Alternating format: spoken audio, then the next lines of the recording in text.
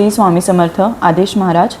माझ्या मनात काही प्रश्न आहेत जे मी लिहून आणलेत, तर मी तुमच्यासमोर ते मांडते, तर आपली आज्ञा असावी. ठीक आहे. आदेश सर्वांना पहिलं मांडू शकता तुम्ही. महाराज, मी पण स्वामी समर्थांची आणि नाथांची सेवा करते आणि मला पण आध्यात्मिक गोष्टींमध्ये खूप रस आहे. तर मी ऐकून आहे तंत्रबाधा, अघोरी प्रकार या गोष्टींबद्दल, आणि मी तुमचे व्हिडिओ पण खूप ऐकलेत हे मागच्या ह्याच्यात झालेले. तर मला कुठेतरी या गोष्टींबद्दल माझ्या मनात शंका आहे की आता सध्या वैज्ञानिक जीवन चालू आहे आणि यात अनेक लोक तंत्रमंत्रांवर विश्वास ठेवत नाही. पण मी स्वतः काही गोष्टी पाहिल्या आहेत, जसं की जेव्हा मी गाणगापूरला जाते, मढीला जाते तेव्हा, आणि या गोष्टी मी तेथे बघितल्या पण आहेत. तर नक्की हा करणीबाधेचाच प्रकार आहे का? तर यात किती सत्य आणि असत्य आहे हे? ठीक आहे, काय हरकत नाही. याच्याबद्दल मी तुम्हाला सांगतो. पहिलं सर्वांना एकदा श्री स्वामी समर्थ शिव गोरक्ष आदेश. बघा, मी माझ्या मागच्या व्हिडिओमध्ये पण तेच सांगितलेलं आहे. तंत्रबाधा, मांत्रिक, तांत्रिक सगळ्या गोष्टी आहेत. तुम्ही जर देवाला मानत असाल तर तिथं आसुरी शक्ती पण असणार, हे 100%. कारण की आता तुम्ही माझ्यासमोर बसलेला आहात,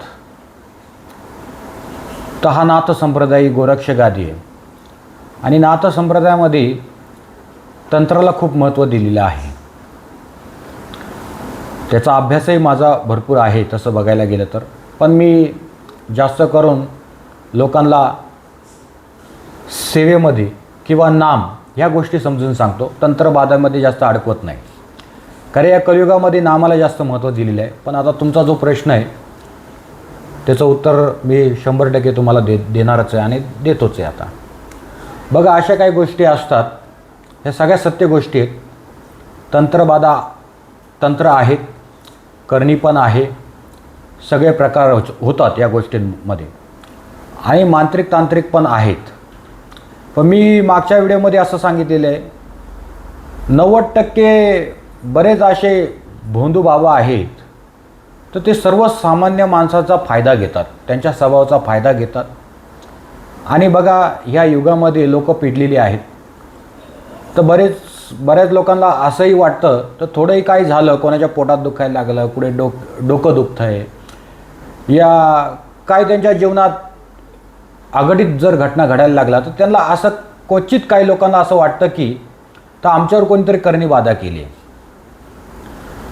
तर मग ते अनेक तांत्रिक मांत्रिक फिरत राहतात, आणि ते तांत्रिक मांत्रिक असतात ते भोंदू पण असतात. त्यांचं पुस्तकी ज्ञान असतं, पुस्तकी अभ्यास असतं, त्यांची गुरुपरंपरा नसते. तर त्याच्यामुळे ते सर्वसामान्य साध्या भोळ्या माणसांना फसवतात आणि पैशाची मागणी करतात आणि पैसेही घेतात आणि लोकही फसतात. त्याच्यामुळं मी सांगितलं आहे, एक 90-95% असे खोटे बाबा आहेत, मांत्रिक तांत्रिक आहेत. पण काही सत्य आहे.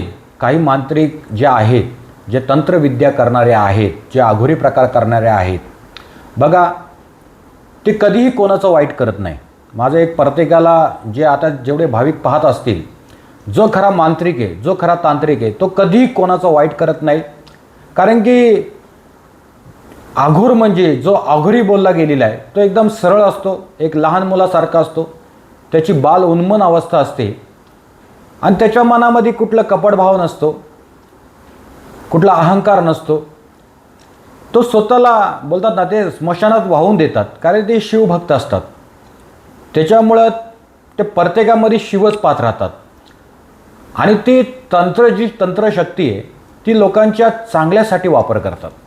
पण आता काय असतात, भूतपिशाचाची साधना करतात आणि लोकांना, काही लोक जातात, जी लोक आहेत ज्यांना इतरांचं पाहत नाही, एखाद्या चांगलं झालं तर ते पाहत नाही, म्हणून ती लोक जातात त्यांच्याकडे आणि मग ती पैसे घेऊन लोकांचं वाईट करतात.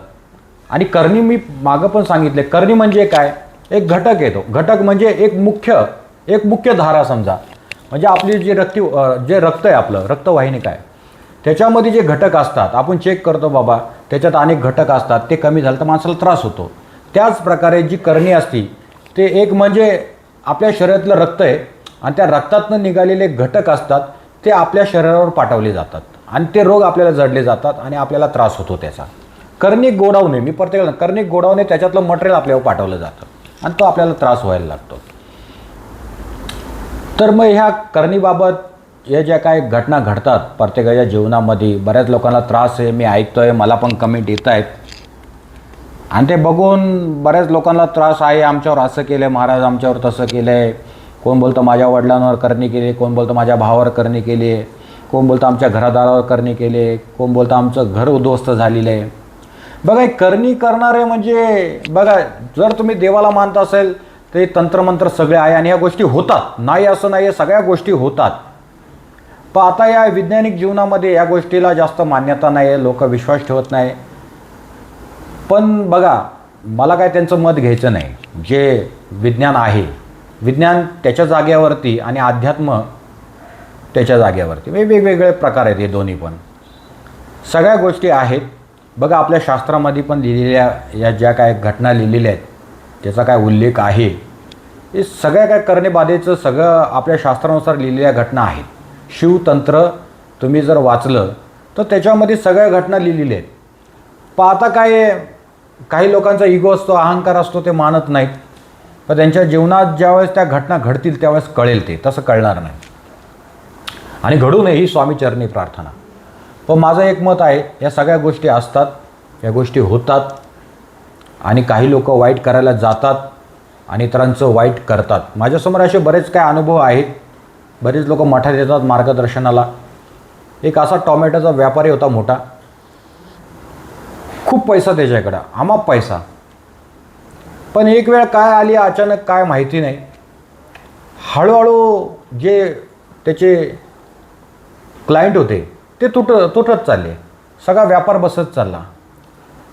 त्याची जी काय बोलतात ना, अनेक फ्रूट मार्केट अशा ठिकाणी बरेच गाळे होते. आता त्या ठिकाणी बघा लोकांचा विश्वास नाही, पण तिथे पण बोलतात ना सर्वात जास्त तर धंद्यामध्ये करणीबाधा सर्वात जास्त चालते. खरे अशी लोक आमच्याकडे पण येतात आणि त्याचा धंदाच बसवला, सगळे गिराईक तुटले, त्याचे बाजूला वळायला लागले सगळे गिराईक. पण त्याच्याकडे कोण जात नाही आणि टोमॅटोचा सगळ्यात मोठा मालक, अशी त्याची अवस्था झाली. बरबाद झाला, सगळे गिराईक गेले, संपले, घरदार उद्ध्वस्त झालं, गाळे विकून टाकले, सगळा संपला तो माणूस. नंतरून ज्यावेळेस नंतर त्या कळाल्या त्याच्यावरती, ज्या अशा गोष्टी झाल्यात त्याच्यावरती, तर या गोष्टी कुठे केल्या बघा तुम्ही. त्यावेळेस जुन्या काळामध्ये तुम्ही मांढरदेवीला गेलात का कधी, त्या ठिकाणी हे असे तंत्रमंत्र करणारे लोक आहेत त्या ठिकाणी. तर त्याच्या नावाची त्या ठिकाणी एका झाडाला एक कोंबड्याचं बोलतात ना मुंडकं होतं, एक खिळा, एक चिठ्ठी, त्याच्यावर नाव लिहिलेलं होतं आणि त्या झाडावरती त्याचं नाव लिहून तिथं ठोकलेलं. ती चिठ्ठी काढली तिथून, ती चिठ्ठी काढली आणि पण त्याच्या अगोदर त्याची पूर्ण बर्बादी झाली. बोलतात कसं असतं माहिती आहे का, बोलतात ना लोह को लोह काटताय, असं काहीतरी म्हण आहे. त्याच पद्धतीने तंत्रालाच काटू शकतं, म्हणजे कापू शकतं. त्याच पद्धतीने ह्या तंत्रातनं जे काही गोष्टी झाल्या ते तंत्र कापलं गेलं, पण त्याचं पूर्ण आयुष्य उद्ध्वस्त झालं. सगळं विकलं गेलं, सगळा त्रास झाला, त्याच्या मुलाला पण रक्ताच्या उलट्या झाल्या आणि अक्षरशः त्या माणसाचा मृत्यू झाला. मग याला करणीबाधा नाही तर काय म्हणायचं. समोर चिठ्ठी निघाली ना. बघा मला कोणाचं नाव नाही घ्यायचं आहे, पण ह्या सत्य घटना आहेत, अशा घटना घडतात. त्याचा धंदा बसून टाकला. पण ते मागच्या वेळेस ते मांढरदेवीला काय ते बोलतात ना, देवी कोपली असंच म्हणा तुम्ही, कारण की देवीला असा अघोरी प्रकार चालत नाही. पण तिच्या नावाखाली अनेक लोक वाईट करणार आहेत आणि देवीचं नाव खराब करतात. त्याच्यामुळं असा काय तिथं प्रलय झाला तर किती लोक त्या यात्रेमध्ये मेली त्या काळामध्ये. मला काय तारीखवार माहिती नाही आहे. मी लहानपणी एकदा गेलतो मांढरदेवीला, त्यावेळेची घटना आहे आणि हे माझ्या गुरूंनी मला सांगितलेलं आहे. या गोष्टी सगळ्या माझ्या गुरूंनी मला हे सांगितलेलं आहे. अशी पण घटना असते. तर त्यावेळेस बरीच लोक मेली, तर देवीचा कोप झाला. फक्त निमित्त झालं वा काय शॉर्ट सर्किट झाला काय झालं, पण बोलतात हे देवीचाच कोप होता. अनेक लोकांना ते पटलंही. मग त्याच्यामुळं मग गव्हर्नमेंटनी काय केलं, ते सगळं उखडून टाकलं तिथलं. ते झाडं बिडं सगळे, ते घाण सगळे काढून टाकले. आज देवीचा जे आवार आहे मंदिराचा तो खूप स्वच्छ आहे. पण काही ठिकाणी अजून पण त्या गोष्टी चालतात. बरीच लोक आहेत अजून पण काही झाडं शोधून काढले, तिथे तेच धंदे चालत आहेत. आणि ते काय तिथे मांजिरबा गोजिरबा आहेत, त्यांना ते कोंबडं देतात, 4 पायाचं बळी देतात, अशा काही गोष्टी करतात आणि लोकांचं वाईट करतात, कोणाला व्यसनांचे अधीन घालतात. असे पण अघोरी प्रकार चालतात. पण त्यांना खरा अघोरी असं म्हटलं गेलेलं नाही आहे. कारण की अघोरी हा प्रकार करतच नाही. अघोरी बोलतात ना, एक देवाचं स्वरूप आणि शिवाचं स्वरूप मानलं गेलेलं आहे त्याला. तंत्र काय असं थोडी आहे, शंकराच्या महादेवाच्या स्वामी समर्थांच्या चरणापासून निघालेल्या या सगळ्या घटना आहेत. पण आता काही लोक याचा गैरउपयोग करतात, म्हणून काही गुरु पण या गोष्टी शिकवत नाहीत आता. म्हणून सगळे गुरु आता असेच म्हणतात तुम्ही नाम घ्या, कारण या कलियुगात नामाला महत्त्व आहे. कारण लोक याचा गैरउपयोग घ्यायला लागलेले आहेत. पण काही आहेत, बरेच तांत्रिक आहेत, त्या गोष्टी करतात अशा. पण 90% तरी भोंदू आहेत. कारण की मी याचा अभ्यास खूप केलेला आहे, मी पाहिलेल्या घटना आहेत, लोकांना खूप फसवलेलं आहे, लोकांचे लाखो रुपये गेलेले आहेत त्याच्यामध्ये, तरी फरक जाणवलेला नाही आहे. काही लोकांना शारीरिक त्रास असतो, बरंच वाटत नाही, आणि त्याच्यातनं ते लोक मांत्रिकाकडे जातात आणि मांत्रिक काय सांगतो, तुमच्यावर करणी केली. प्रत्येकाच्या मुखात तुम्ही जर ऐकाल ना, कुठे गेलं तर करणी केली. मग करणी हा एक धंदाच झाला आहे मोठा. त्याच्यामुळं बोलतात ना, करणी आहे पण एक अर्थाने नाही पण आहे. म्हणजे तुम्ही कुठल्या पद्धतीने विचार करता ह्याला खूप महत्त्व आहे. येते का लक्षात मी काय म्हणतोय ते? जर तुम्ही पॉझिटिव्ह बुद्धी ठेवली ना, व्यवस्थित जर तुम्हाला वैज्ञानिक जीवनानुसार चालायचं असेल, बघा या तंत्रमंत्र होतात, पण बोलतात ना 100तनं 90% नाही आहे, 10% लोकांवरती आहे करणीबाधा. आणि करणीबाधा म्हणजे ते एक नाव आहे, त्याच्यातले जे काय असतात, जे काय भूत पिशाच या काय आजार लावतात, काही घटना होतात त्याच्यामध्ये, त्या पाठवल्या जातात अंगावरती. आणि मग काही आजार असतात, मग ते आजार तुम्हाला डॉक्टरकडे जाऊन बरे करणे. पण लोकांना कसं माहिती आहे का, ते बरं वाटत नाही, लोकांना वाटतं आमच्यावर कोणी काहीतरी केलंच आहे, त्याच्यामुळे लोक फसतात. काय सर्वसामान्य बुद्धी, त्याला कोण काय करू शकत नाही. म्हणजे अशा पण काही घटना आहेत. म्हणून मी प्रत्येकाला तेच सांगत आलेलं आहे, जर तुम्हाला एक करणीबाधा जर अशा तुमच्या जीवनामध्ये योग्य तुम्हाला अधिकारी पुरुष मिळाला, योग्य मार्गदर्शक मिळाला, खरा योगी मिळाला, आणि त्यांनी जर तुम्हाला सत्य सांगितलं, खरोखर तुमच्यावर बाधा आहे. बघा, तंत्रमंत्र या व्यर्थ पैसा घालवण्यापेक्षा तुम्ही स्वतः कष्ट करायला पाहिजे. म्हणून मी प्रत्येकाला, माझं एकच मत आहे, मी लोकांना कोणालाच तोडगे बिडगे देत नाही, मी सेवा देतो. त्या सेवेतनं जर ती सेवा केली तर 100% गुण जाणवतो. म्हणून मी प्रत्येकाला सांगतो, तुम्ही नवनाथ भक्तिसार पारायण किंवा गुरुचरित्र पारायण करा. नवनाथ भक्तिसार पारायण तुम्ही केले तर बघा, जर एखाद्याला सल्लग पारायण होत नाही, मग त्याच्यामुळे तुम्ही 1 आठवडा गॅप ठेवू शकता, 15 दिवस पण गॅप ठेवू शकता, या 1 महिना पण अंतर ठेवू शकता.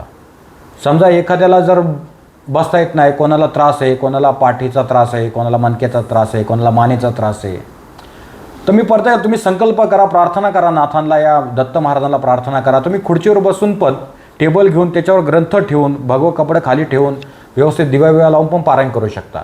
का तो ईश्वर आहे, त्यांनीच आम्हाला घडवलेलं आहे. बघा, ते मायबाप मानले गेलेले आहेत, सगळी लेकरं त्यांची आहेत.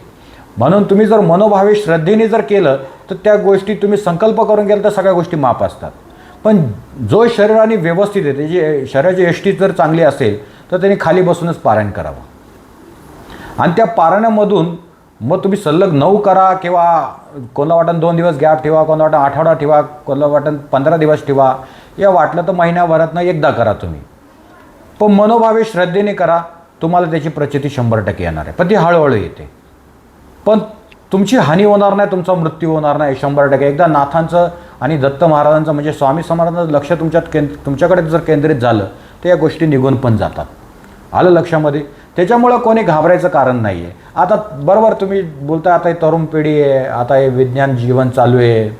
बघा, विज्ञान तर चालूच आहे, आणि काही ज्या काही गोष्टी आहेत, आता बरेच भगवद्गीतेतला अभ्यास करतात बरेच लोक. आता बाहेर देशातली पण लोक भगवद्गीतेतला अभ्यास करतात. आता जास्त आपल्याला फोडून सांगता येणार नाही, कारण की बराच वेळ जाईल आपला, कारण की जास्त वेळ पण होता कामा नये, लोकांना समजायला पण पाहिजे. तर बरेच काय, तुम्ही समजा बाहेर देशात गेले तरी काही वैज्ञानिक लोक आहेत, तेही आपल्या भगवद्गीतेचा अभ्यास करून काही शस्त्र बनवले जातात, काय त्याचा अभ्यास करून कसला शोध लावला जातो. म्हणून भगवद्गीता का श्रेष्ठ मानली गेलेली या कारणास्तव आपल्या वेदांचा पण अभ्यास करतात लोक, बरीच लोक अशी आहेत. आणि मग विज्ञान का मग अध्यात्म मार्गाचा आधार घेतो? जर तुम्हाला विश्वासच नाही आहे, मग त्याचा आधारच घेऊ नका ना तुम्ही. मग आमचे ग्रंथपुराण वाचूच नका तुम्ही. बघा सगळ्या गोष्टी सत्य आहेत, पण ते मानायला पाहिजे ना. आमचा इगो आम्हाला ते पुढे येऊन देत नाही. आमचा इगो दाबतो, आमचा अहंकार बोलतो हे खोटं आहे, पण आतलं मन बोलतं हे सत्य आहे. पण समोरच्यांना ते मांडायचं नाही आहे. त्यांचा इगो त्यांचा अहंकार बोलायचा आहे, तो अहंकार बोलतोय त्यांचा. पण सगळ्या गोष्टी ते मान्य करतात हे आहे. कितीतरी ठिकाणी असे लीला घडतात, चमत्कार घडतात. तुम्ही जावा वृंदावनमध्ये जा, आजही ते श्रीकृष्णाची जी मुरली आहे ती त्याच्या मुखापाशी अशी आहे. पण ती मुरली रोज तिथला पुजारी खाली काढून ठेवतो. पण आणि चरणाची रज असं म्हटलं गेलेलं आहे, म्हणजे वाळू, ती वाळू पायाला लागलेली असते सकाळी. आणि ती मुरली परत जी काढून ठेवलेली ती परत हातातच असते. मग ह्याला काय म्हणायचं मला सांगा. कृष्णासारखं तर तांत्रिक या जगात कोणच नसेल, म्हणतं त्याला छलिया असं म्हटलं गेलेलं आहे. सगळ्यात मायव तर श्रीकृष्ण भगवान आहेत, त्यांच्यापासून ही सगळी उत्पत्ती झालेली आहे. हार आणि हरीमध्ये फक्त एका वेलंटीचा फरक आहे, फक्त भेद तुम्ही आम्ही करतो, अशा काही गोष्टी असतात. पण ह्या लोकांना मानायचं नाही आहे, म्हणून आताची पिढी बोलते हे काही नसतं. सगळ्या गोष्टी असतात, मी डोळ्यांनी पाहिलेल्या आहेत. काही मुलं मुली फिरायला जातात, इकडे तिकडे मजा मारतात. आताच मठामध्ये मागच्या टायमाला एक मुलगी अशीच कुठेतरी फिरायला गेली आणि अचानकच तिला रात्री अशी काय घटना तिच्या जीवनात घडली. बघा याला प्रेतबाधा असं म्हटलं गेलेलं आहे. तर ती तिच्या मैत्रीण राहत होत्या पुण्यामध्ये, अचानकच तिला असा त्रास होतो. ती रात्री अचानक ओरडायला लागली, रडायला लागली मुलगी. हे काही नसताना एकदम चांगली मुलगी आणि नवीनच जॉबला लागलेली. एवढ्या जोरात रडायची, कोणाला ऐकायची नाही, 4-5 जणांना ऐकायची नाही. मग तिचे आईवडील मठात घेऊन आली. इथे मठात घेऊन आल्यावरती त्यांना सेवा दिली. त्या सेवेतनं काय प्रभाव पडला त्यांना. ती मुलगी आज काम करते पुण्यामध्ये. मग सांगायचं कारण काय, ह्या सगळ्या गोष्टी असतात. ती मुलगी पण मानत नव्हती. जी मुलगी होती ती आताच्याच युगातली आहे ना, नवीनच पिढी आहे, 20-21 वर्षाची तर मुलगी आहे ती. पण असलं तिला पण ते मान्य करावं लागलं ना. अरे बाबा हे काय नक्की मला समजतच नाही, मला काय होते असं, मी रडते, वेड्यासारखी करते, मला समजत नाही मी असं काय होतंय, काय नक्की आजार आहे का काय हेही समजत नाही. असे ते आजार नसतात कधी. वेड्यासारखी अशी खाली लोळते, डोका आपटते, केस ओढते, हे काय कसला प्रकार आहे. यालाच बोलतात प्रेतबाधा. काय बोलतात, असं काय कोणी करणी करायला पाहिजे नाही, अशी प्रेतबाधा पण लागली जाते. म्हणून मी प्रत्येक जे काय बघा, जास्त करून आताच्या मुली हे कसं माहिती आहे का, त्या ह्या गोष्टी मानत नाहीत, पाळत नाहीत. पण ह्या सत्य गोष्टी आहेत. ज्या तरुण मुली आहेत, माझं एकच सांगणं आहे, बघा तुम्ही माना किंवा नका मानू, ज्यावेळेस अडचण येते मुलीला त्यावेळेस मुलीने जास्त बाहेर फिरू नये. म्हणजे तुम्ही कामाला जाऊ शकता पण अशा अडचणीच्या ठिकाणी जाऊ नये. त्या ठिकाणी अशी प्रेतबाधा किंवा भूतबाधा लागली जाते. ज्या मुलीला विटाळ येतो अशा मुलींना, आणि ज्या मुली एकदम थटून जातात किंवा केस मोकळी ठेवतात किंवा सेंट मारून जातात, अपरात्री कुठं पण फिरतात, तर अशांना सर्वात जास्त बाधा लागली जाते.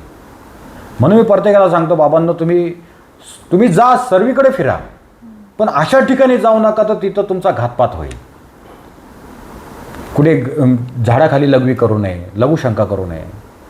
मलमूत्र टाकतात, कधी अचानक बाहेर गेल्या कुठे बाथरूमला भेटलं तर अशा ठिकाणी बसतात, मग अचानकच अशा घटना घडतात. हे सगळ्यात सत्य घटना आहेत. कारण की या अनुभवलेल्या गोष्टी माझ्याकडे अशा अनेक लोक येतात आणि त्या बाधा पण दूर होतात. कारण की मी बाधा दूर करणारा मी नाही आहे, करणारे स्वामी महाराज आणि गोरक्षनाथ. मी फक्त निमित्त मात्र गादीवर बसलेलं आहे. पण सांगायचं कारण काय, ह्या सगळ्या गोष्टी सत्य आहेत. आणि काही लोक स्वतःहून करणी बाधा करतात तर तुमचं घरदार बसवलं जातं त्याच्यामध्ये आणि तुम्हाला बरबादीच्या मार्गाकडे नेतात. हे सगळ्या सत्य घटना आहेत, त्याच्यात काही खोटं नाही आहे. पण क्वचित काही बाबा आहेत, मी बोललो 90-95% असेच खोटे आहेत, ते लोकांना फसवतात. पण त्याच्यात 5-10% असे आहेत खूप सामर्थ्यवान आहेत, पण ते कधी कोणाचं वाईट करत नाही. बाकी भूतपिशाचे साधना करणारे त्याच्यातले बाबा 90%मधले मी बोलतो 10%तले 1-2 असे असतात भूतपिशाचे साधना करणारे, पैसे घेऊन लोकांचं वाईट करणारे. पण चांगले करणारे पण बरीच लोक आहेत, म्हणून काय घाबरायचं कारण नाही. आणि चांगला अघोरी जो घोर आहे, ज्याचा अंत नाही, जो तुम्हाला अंधकारामधून प्रकाशाकडे नेतो, त्याला अघोरी असं म्हटलं गेले. ज्याचा सरळ भाव आहे, जो बालउन्मन अवस्था आहे, लहान मुलासारखा आहे, त्याला ना समाजाशी घेणं आहे ना कोणाशी घेणं आहे, तो एकटा त्याच्या भक्ती मार्गामध्ये मग्न असतो, आनंदात असतो. त्याचं स्मशानच म्हणजे शंकर. म्हणून त्याला काय कोणाशी पडलेली नसते, तो तिथंच असतो आणि नाम घेत राहतो, त्याची काय साधना असतो ती करत राहतो. ते काय याच्यामध्ये सांगता येणार नाही त्या गोष्टी. म्हणजे अशा काही घटना असतात. म्हणून आघोरी, प्रत्येक आघोरी वाईट असतो असं नाही. काही असतात 2-4 ते पैशासाठी अशा साधना करतात आणि भूतपिशाच्य प्रसन्न करतात आणि लोकांचं वाईट करतात, पण त्यांचा मृत्यू पण तसाच येतो आणि ते पण तसेच मरतात, लक्षात ठेवा. आणि ते पण त्याच योनीत जातात आणि 1000 वर्ष भटकतात. अशा काही घटना असतात. असो. श्री स्वामी समर्थ. महाराज, माझा अजून एक प्रश्न आहे की स्तंभन आणि उच्चाटन म्हणजे काय? बघा, याच्यात प्रकार बरेच आहेत. स्तंभन, उच्चाटन, मारण, वशीकरण आणि अनेक प्रकार, बरेच काही गोष्टी आहेत. संमोहन, अशा काही गोष्टी आहेत. बऱ्याच गोष्टी करतात लोक. आता तुमचा प्रश्न आहे, आता तुम्ही काय सांगितलं, उच्चाटन आणि काय सांगितलं? स्तंभन. बघा, ह्या गोष्टी आहेत, नाही असं नाही आहे. स्तंभन म्हणजे काय? काही लोक, एखाद्याची जर प्रगती होत असेल, समजा गरिबीतनं एखादा व्यक्ती वर चालला आहे आणि तो व्यक्ती तिथेच आहे आणि तो तुमच्या जवळचाच व्यक्ती आहे आणि खूप गोड तुमच्या संगती बोलतोय, पण तुम्हाला समजत नाही. तुम्हाला काय वाटतं, अरे हा माझ्या संगती खूप चांगला आहे, पण त्याचं आचरण चांगलं नाही, त्याची नजर वाईट आहे आणि त्याचं मन दूषित झालेलं आहे, कारण त्याला तुमची प्रगती पाहत नाही. मग तो काय करतो, कुठल्या तरी अशा मानतेकडे जातो आणि तंत्रविद्या करतो. आणि तंत्रविद्या जर तुमच्यावर केली ना, तर तुम्ही घराच्या बाहेरच पडणार नाही. तुमचं स्तंभन म्हणजे काय, तुम्ही जागेवरच राहणार.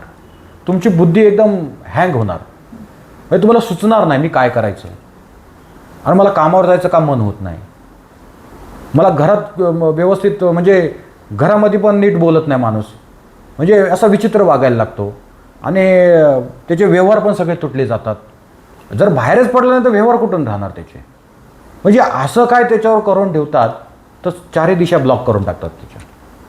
मग त्याच्या बोलतात ना, कुळापासून तर इष्टदेवतापर्यंत सगळं बांधून घेतलं जातं. ह्या सगळ्या गोष्टी होतात. पाहते काय, याच्यावर मी सांगणार नाही फोडून, पण ह्या गोष्टी होतात आणि हे करणारे क्वचित असतात. मी सांगितलं तुम्हाला, हे अशा काही गोष्टी करतात आणि लोकांना बसवतात खाली. याला स्तंभन असं म्हटलं गेलेलं आहे. आलं लक्षामध्ये? आणि उच्चाटन म्हणजे काय, जर एखादा व्यक्ती, हाच प्रकार आहे, जर त्याला पाहवलं नाही, समजा वाद झाले तुमचे कोणासंगती, समजा तुमच्या नात्यांमध्ये वाद झाले, मग ते काय करतात, आता बघा काही लोक आहेत असे पॉवरफुलमध्ये जातात कोणाकडे तरी, आणि मग अशी काय बाधा करतात तुमच्यावरती. ती करणीतलीच बाधा आहे. एक करणी आहे, एक फक्त नाव आहे, त्याच्यातले काही घटक येतात ते आपल्या अंगावर सोडले जातात. आणि मग आपलं उच्चाटन म्हणजे जेव्हा तुम्ही घरामध्ये येता, घरामध्ये तुमच्या वादविवाद व्हायला लागतात, एकमेकांचे विचार पटत नाहीत, तुमचं मन अचानक घाबरट व्हायला लागेल, मन स्थिरावर राहणार नाही, हृदयाचे ठोके वाढायला लागतात, मानसिक समतोल बिघडलं जातं, घरात राहवत नाही. म्हणजे तुम्ही घरात असं वाटतं मी कधी पळून जातो इथून. तुम्ही आपोआप तुम्हाला आता चांगली नोकरी आहे, जॉब आहे, तिथे काम पण सोडून तुम्ही घरात बसाल व वन भटकायला लागाल तुम्ही. उच्चाटन असं, याला उच्चाटन असं म्हटलं गेलेलं आहे. म्हणजे 4 दिशेला 4 तोंड होणार तुमची. आपोआप बायको कुठं निघून जाईल, मुलगा भलतीकडे जाईल, तो तिकडे जाईल, सगळं बरबादीच्या मार्गाला लागलं जातं. म्हणजे घरात कोणच टिकणार नाही. म्हणजे त्यांना फक्त तुमचं घर बरबाद करायचं आहे. तुमच्या घरामध्ये त्यांना शांतता पाहिजे नाही आहे, तुमच्या घरात आनंद पाहायचा नाही आहे, म्हणून माणसाला घरात बसून द्यायचं नाही. एक म्हणजे आनंद त्यांना पाहत नाही, मग ते उच्चाटन करतात. उच्चाटन म्हणजे एका जागेवर न राहणे, वनवन भटकणे, बुद्धी भ्रष्ट होणे आणि पागलसारखा फिरणे, याला उच्चाटन असं म्हटलं गेलेलं आहे. त्याच्यात अनेक प्रकारे बऱ्याच काही गोष्टी होतात आणखी, आणि त्याच्यामुळं माणूस मग भटकायला लागतो, कुठेच टिकत नाही, अशी त्याची अवस्था होते. आणि मी सांगितलंच आहे, मग काय कोणाचा डिवोर्स होतो, कोणाचं काय होतं, आई मुलाचं पटत नाही, बाप मुलाचं पटत नाही, वाद व्हायला लागतात घरामध्ये, मग शरीराची आगाग व्हायला लागते. अशा पण घटना बऱ्याच होतात. या तंत्रातनं पण होतात आणि काय मानसिक बाधेतनं पण होतात. नाण्याला बघा 2 बाजू आहेत. पण सगळ्याच गोष्टी तंत्रात होत ना असं नाही. म्हणून मी काय योग्य अधिकारी पाहा तुम्ही, तर तुम्हाला कळेल, अन्यथा कळणार नाही. मग ह्याला उच्चाटन असं म्हटलं गेलेलं आहे. आणि तेच उच्चाटन सगळ्यात त्रासदायक आहे. एकदा तुमचं घर बरबाद झालं, 10 दिशेला 10 तोंड झाले, संपलं ना, संसारच मोडला तर राहिलं काय? मग ह्या गोष्टी होतात. आणि हे करणारे दुसरं तिसरं कोण नसतं, आपल्या जवळचेच असतात. एक तर मित्र परिवार असतो, किंवा घरातले असतात, किंवा घराच्या बाहेरचे असतात, किंवा तुमचा व्यापार असेल व्यापारातले असतात, जर तुमचा समजा नोकर वगैरे असेल तुमचा, तुम्ही कामावर जाता तिथले पण असू शकतात. म्हणजे जे जास्त क्लोज आहेत जवळचे तेच लोक असे करतात. बाहेरच्यांचे काय घेणे आहे तुम्हाला, तुमचा काय संबंध पोचत नाही तिथपर्यंत. आणि सर्वात जास्त बोलतात ना हे जादूटोणे कामाख्या आसाम ह्या साईडला सर्वात जास्त होतात. हे बंगाल साईडला तिथं काळी जादू सर्वात जास्त होते. म्हणजे सगळ्यात जर तांत्रिक गड असेल, मांत्रिकांचा गड असेल, ती कामाख्या देवी. त्या ठिकाणी सर्वात जास्त सिद्धी अवगत होतात या तंत्रमंत्राच्या. आणि एखाद्याला जर स्मशानी साधना करायची असेल तर त्याने काशीला जावं. त्या ठिकाणी तर 24 तास जे काय प्रेत असतात ते जळतच असतात. मग त्या ठिकाणी जाऊन तुम्ही तुमची तिथं साधना पण म्हणजे काही मांत्रिक साधना करत असतात तिथे. आणि त्याच्यातनं मग काय प्रेत अवगत करतात. ते प्रेतही कसे अवगत होतात बघा. असंही नाही कुठलाही प्रेत तुम्हाला अवगत होईल. तो प्रेत असा पाहिजे तर त्याचा अकालीन मृत्यू व्हायला पाहिजे, म्हणजे अपघाती मृत्यू बोलतात त्याला. तो सगळ्यात खतरनाक प्रेत असतो.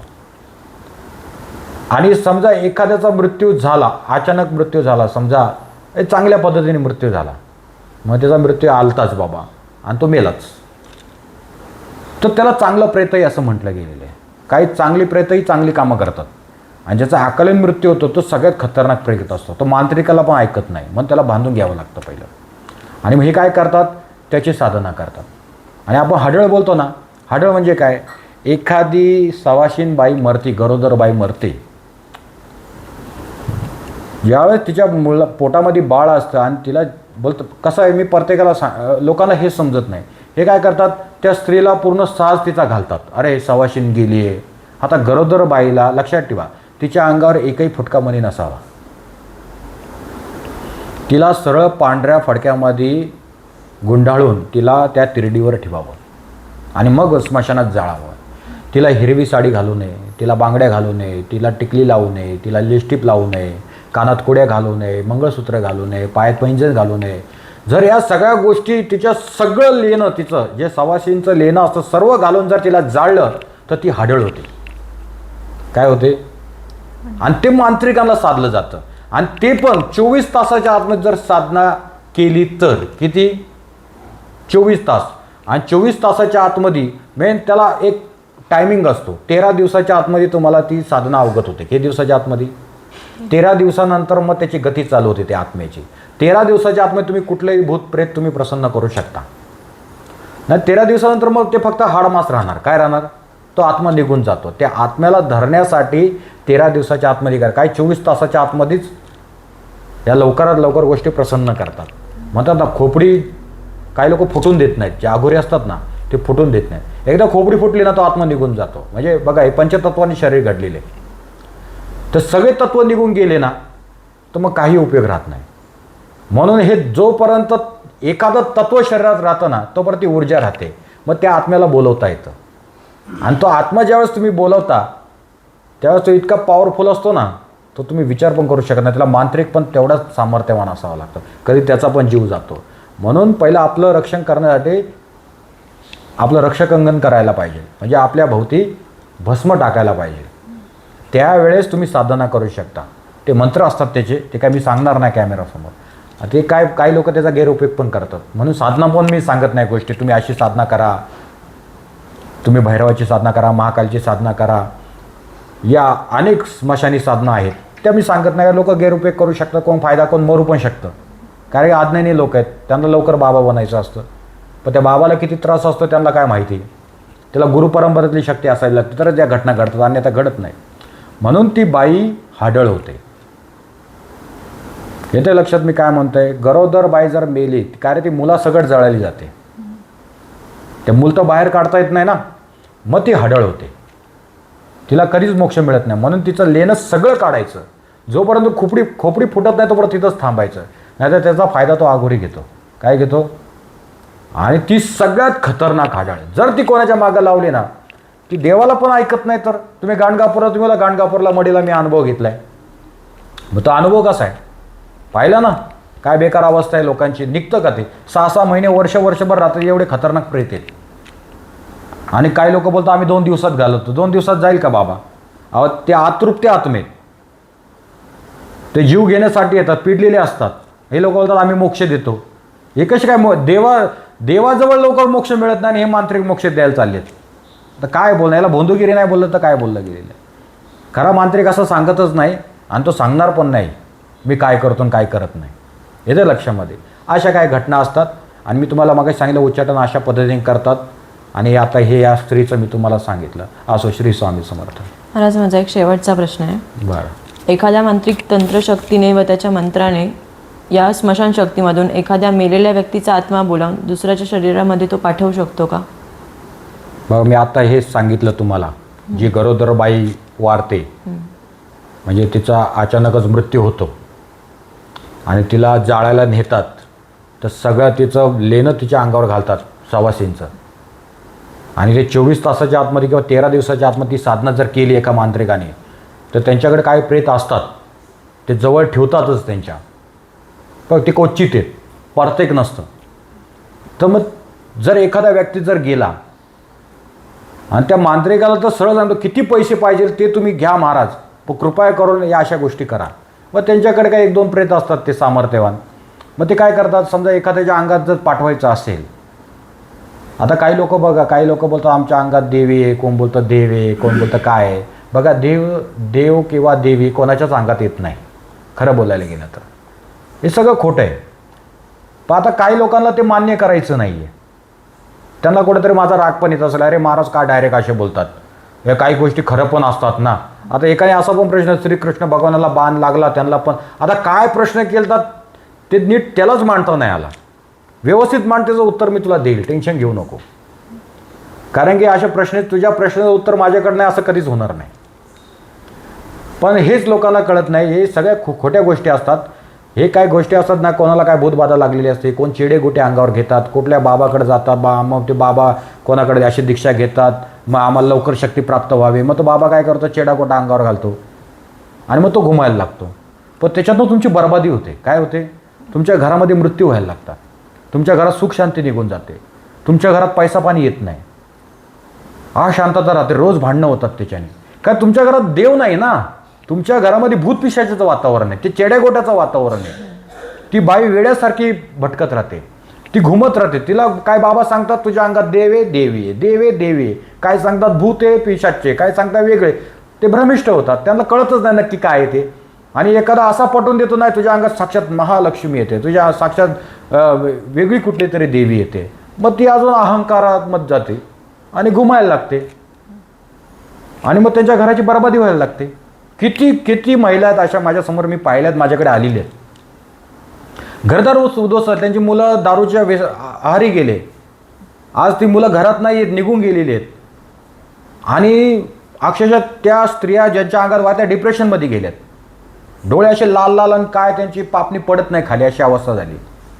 म्हणजे अशा स्तब्ध झालेल्या आहेत, शरीराची आगाग होते सगळं. मग देव जर असला असता तर हे झालं नसतं ना. सोपं नाहीत या गोष्टी. म्हणून मी सांगतो या गोष्टी करू नका तुम्ही. हे आम्हाला माहिती आहेत या गोष्टी, आम्ही का आज आहेत का या मार्गामध्ये, सगळ्या गोष्टी माहिती असल्यामुळे आहेत ना. पण मी या गोष्टीत जास्त उतरत नाही, पण याची माहिती ठेवतो, पण या क्रिया मी करत नाही. पण काय मला करायची पण गरज नाही, गुरुकृपा आहे. गुरुकृपा असली तर अशक्य शक्य करतील हे स्वामी. गोरक्षणात साक्षात मागेत. आमचा काय भस्मावर खेळ चालतो, भस्म पोकला तर वारं पण बंद आणि भूत पण बंद. त्याच्यामुळे मी काय जास्त विचार करत नाही. म्हणून मी सगळ्यांना चॅलेंज करू शकतो, एवढं महाराजांची ताकद आहे, एवढी गोरक्षनाथांची ताकद आहे. कारण सगळा भस्मावर खेळ चालतो. हा नाथ संप्रदाय गोरक्ष गादी. म्हणून मी तुम्हाला काय सांगितलं, हा अतृप्त आत्मे तुमच्या शरीरावर पाठवले जाऊ शकतात. होतं, या गोष्टी सगळ्या होतात, पण तो दुश्मनच करू शकतो.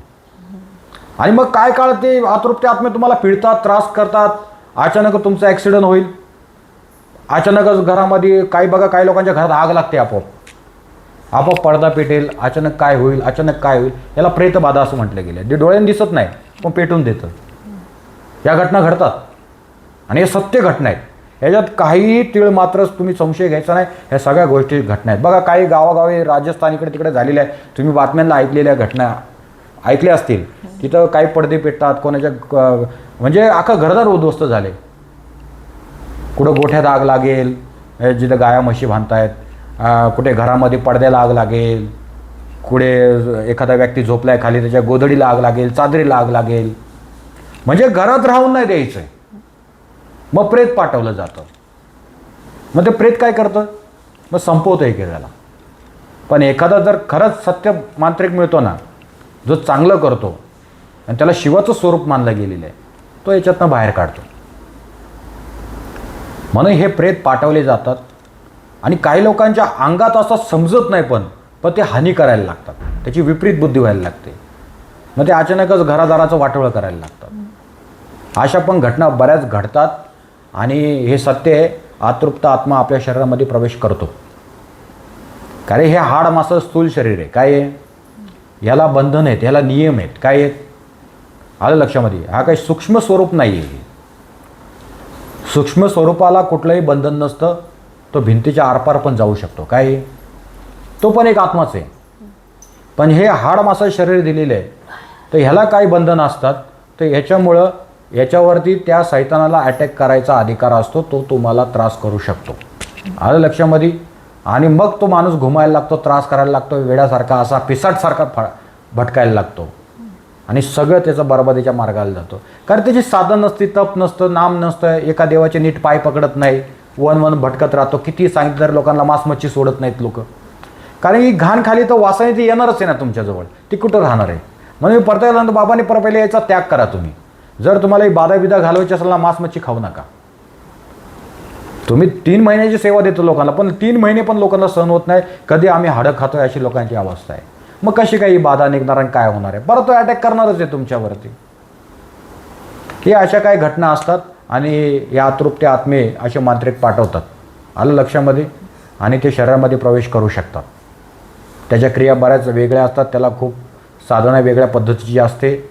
आणि ते स्मशानातच होते ती साधना. आलं लक्षामध्ये? ते मांत्रिकांचे गड, तांत्रिकांचे गड वेगळेच असतात.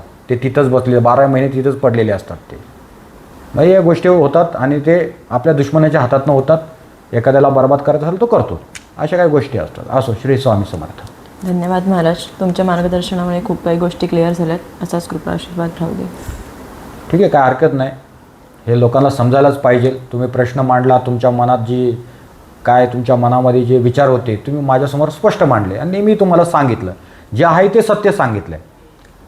आणि आता काही लोक मानतील, काही लोक मानणार नाही. पण ह्या गोष्टी आहेत आणि हे होतच राहणार आहे. याला आम्ही काही करू शकत नाही.